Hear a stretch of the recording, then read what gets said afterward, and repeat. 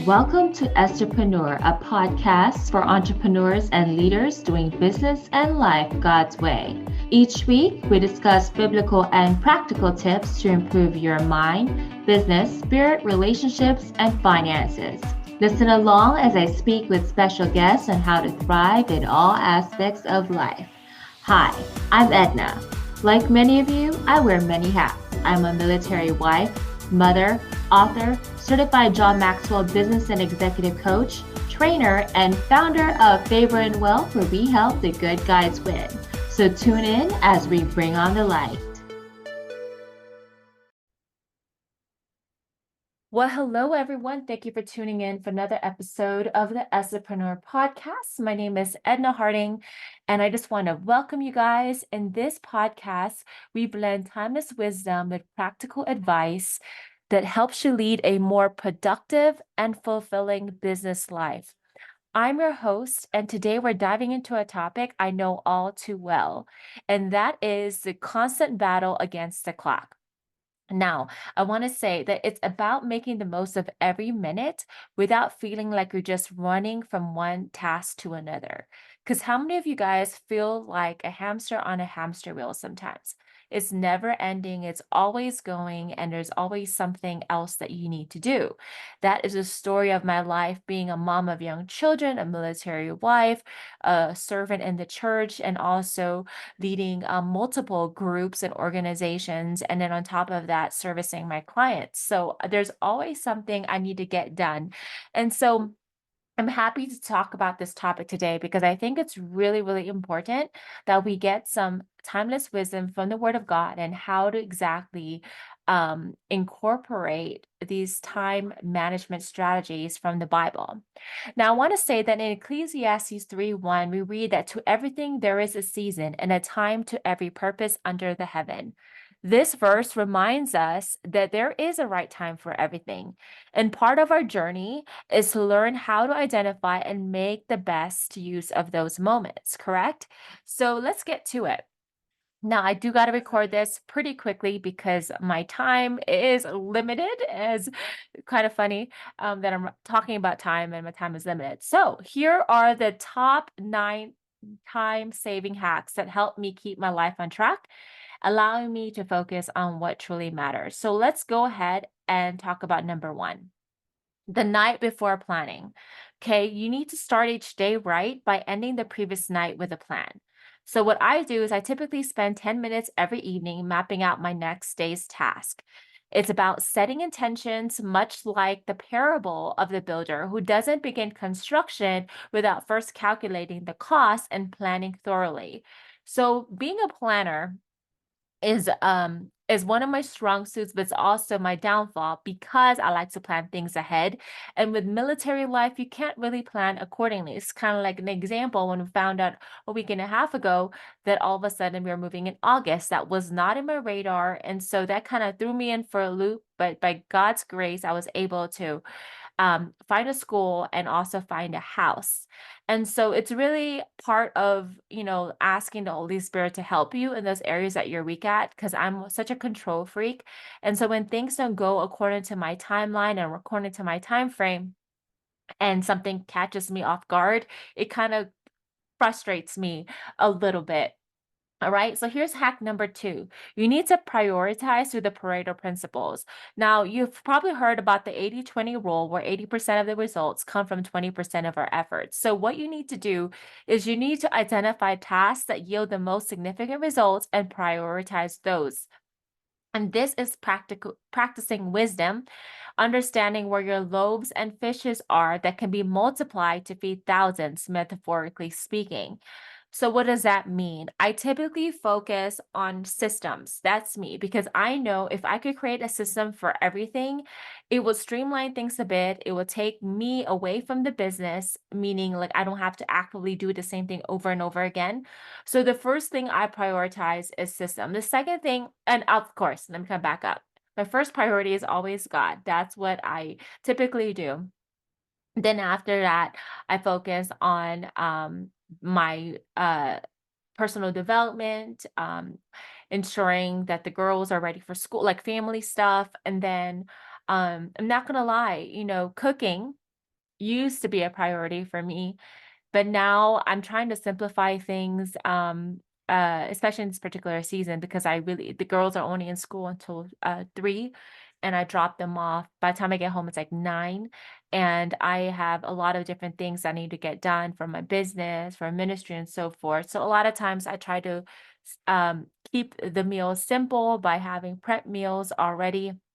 We use this thing called little spoons for the kids, but moving forward as we go to Alabama, we do need to, I need to change that a bit. The good thing is the kids will be in school a lot longer, so I'll have time to cook, the really full meal. But in the meantime, what I've done is I prioritize the things that are going to give lasting results. And at this time, food isn't one of those things that I focused on because, we could find really good healthy food that are fresh and deliver it to us versus and saves me a lot of time. Does that make sense? So that's what I mean by focusing on things that's going to produce lasting results. And for me, it's all about systems, it's about relationships, it's about God. It's about ensuring that my family is taken care of. All right, number 3, automation tools. Now, just as the Proverbs 31 woman reaches out her hands to the distaff and spindle, let modern tools do the heavy lifting for you. Okay, so you need to utilize technology to automate routine tasks like bill payments, email sorting, and even basic work tasks through apps and software. So, for example, for the podcast, I use Cast Magic. It really shortens the time. Also, one of my other favorite tools is Pictory because it helps add captions to videos and audios and things like that. And also, AI puts actual video of like story scenes for those particular captions. So, those are just a couple examples of automation tools that I utilize to help cut down my time. Number 4, time blocking. Now, scripture teaches us about the importance of specific times for specific activities. So, what you need to do is apply this in your daily life by blocking out time for focused work, kind of like similar to what Daniel does, where he appointed certain times where he prayed on times of the day. I believe he prayed at noon in the morning and also in the evening, 3 times a day. But what it does, it also helps you know that this is a time when I'm going to be focusing on following up with clients. This is a time that I'm going to do. And here's what I have to say. In the beginning, when I first started my business and first started, my even in my career, I time blocked everything from 5 a.m. until like 6 p.m. It's really, really, really like block after block after block. Now, being a mom of young children, being a military wife, and just everything that comes along with all the activities that comes with it, even with church, I don't time block every single hour. I time block chunks, so it's like a modified time blocking where I block certain times, like an hour, a couple hours here, an hour here, to kind of help me streamline my schedule, but also allow me the flexibility to do other things in between. Does that make sense? So that is another hack that I suggest. Number 5, delegate wisely. Moses was advised by his father-in-law, Jethro, to delegate lesser matters to capable men. In your life, you need to outsource smaller tasks and even big tasks, both professionally and personally. It could be as simple as hiring a virtual assistant or using grocery delivery services. Like, I love the fact that I could pull up to a Sam's Club and get the groceries. I don't have to get out. They deliver my groceries in my trunk. That saves me a lot of time versus going in there with my kiddos, looking at the grocery shopping and everything. So that saves me time. Another thing that I did, for example, is although I can do my website myself, um, I outsource it to someone on Fiverr, a contractor, to help me work on updating my website so that it will take me it won't take time away from what I really need to do, which is finish my Battle to Booming group coaching recording program. Does that make sense? So this is an example of how I outsource things that yes, I can do, but I outsource it because it'll save me a lot of time. And right now, my time is so limited with all that I have going on that that is the smartest thing to do.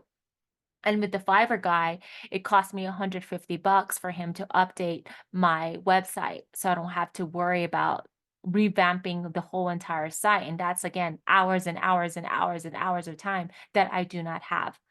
All right. So delegate wisely. Number 6, say no gracefully. Okay. Jesus knew when to withdraw to lonely places when he need to. And sometimes saving time means saying no to tasks or events that do not align with your goals or energy levels. So part of this, and especially for if you're a believer and you're a servant, you like to serve in every aspect of church, all types of ministries. I had to cut down on certain things. Because my time is already limited, I had to pick and choose which ministries line up with the call and the assignment God has on my life. And yes, I could serve in children's ministry, and yes, I could serve in high school and all that stuff, but that is not the area that is in my gifting. Does that make sense? Although I've done that for many years and I love young people right now. So for example, for me, my focus is on prayer team, women's ministry, and then also the third thing is young adults, because these young adults are also in that stage where they're entering in the workplace, entering into business. And I have a heart for these young people to kind of warn them about the ugly side of business, right? Prior to it happening. So it all lines up with the vision and mission God gave me. And anything else that does not line up with what he called me to do, I say no to. All right. Number 7, set specific times for checking emails and social media. No, this is such a distraction for many people, including myself sometimes. And that's why I'm glad that I only focus on LinkedIn. I don't focus on Instagram. I don't focus on Facebook. I don't focus on YouTube and Twitter and TikTok and all the other things out there, because I know where my audience is. My audience is in LinkedIn. And honestly, it helps me focus my efforts on creating quality content and attracting the right people um, to my feed. And the other stuff is more for entertainment. Got it? So it's more for my personal life. It's more for like keeping up with my friends and family. But ever since I've done that, that really helped me focus on the things that I really need to focus on, which is improving my systems, building those relationships with clients, and ensuring that I have the proper things in place to ensure that our lives continue to move forward and not stay stagnant. All right, number 8, meal prepping. Now, this is something that I'm still working on, just put it this way. I like to, but if I do cook, which is not very often, but when I do cook, I like to cook a lot so that I don't have to cook daily. However, I know that if I do this more, this is really going to ensure that my kids are eating the healthy stuff and not the unhealthy things, especially when I don't have time to cook. And also for my husband, that he's not going to be eating veggie patties all the time. And that kind of started because he went vegetarian for about, I think, a year. And then he started doing it again. And I'm not really a good vegetarian cooker. So I'm like, yeah, I can't do all the fancy vegetarian chef things. So that's why it was easier, but it kind of became a habit. And so I got to get better at this for sure. So I do love to cook. It's just very time consuming. And I'm hoping with a new move, I'll be able to cook more because I'll have more time. All right. And number 9, reflect and adjust. At the end of the week, what you need to do is reflect on what tasks took more time than expected. Just as David reflected on his actions and adjusted his plans, you need to use this particular practice to refine your approach and plan better for the coming weeks. And that's a way for you to really continue to improve. It's always about continuous improvement, right? So there are times when I'm like, oh my gosh, like for real.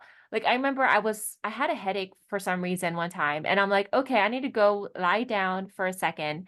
And I started watching like a Netflix series, and all of a sudden I wasted like 2 hours of my time because I was taking a little break and I got caught up in like a really, those shows that are like, oh, I gotta see what happened next. I gotta see what happened next. Yeah, this is the reason why I don't watch Netflix or I don't watch those series, is because it's addictive. And so I caught that about a month ago, and I'm like, nope, not gonna do that again. So I specifically did was I removed the Netflix app from both my iPad and my cell phone, and I only put it like download it again during the weekends. That's when I like binge on, just not binge, but actually watch shows that are more for fun, not for learning, if that makes sense. So that's another example. Well, there you have it. There's 9 biblical and practical hacks to help you master your minutes and fulfill your God-given purpose in your business and in life with less stress and more satisfaction. I know this just scratches the surface. I have many more, but like I said, I want to keep it nice, short, and sweet for you guys, especially because I know y'all are busy people just like myself. So I hope you implement these strategies and see how they transform your daily routine. Thank you for tuning in to the Estherpreneur Podcast. If you enjoyed this episode, please share it with a friend and subscribe for more insights and guidance. And please connect with me on LinkedIn, Edna Harding. That is where I post on a regular, and that's also how I engage with my audience.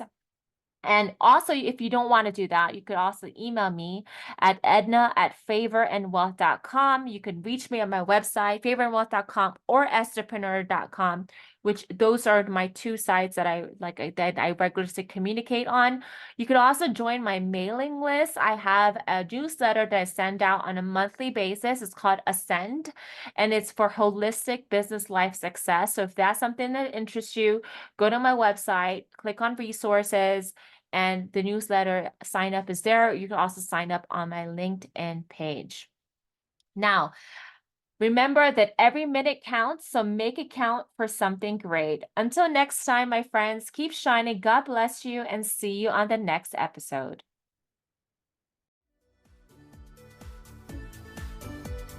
Thanks for joining us this week on Estherpreneur. Make sure to visit our website, favorandwealth.com, for more information on our services. While you're at it, if you found value in this show, we'd appreciate a rating on iTunes, or if you simply tell a friend about the show, that would help me out too. Also, check out my book, The Ugly Side of Sales, available on Amazon, where I share 7 of my secrets on how to win and grow business the right way. Until next time, keep shining.